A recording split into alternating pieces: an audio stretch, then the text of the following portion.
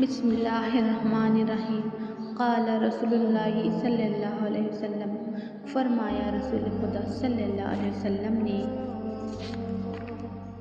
علم کا حاصل کرنا، طلب العلم فریضۃ علی کل مسلم و مسلمات، علم کا حاصل کرنا ہر مسلمان مرد اور عورت پر فرض ہے۔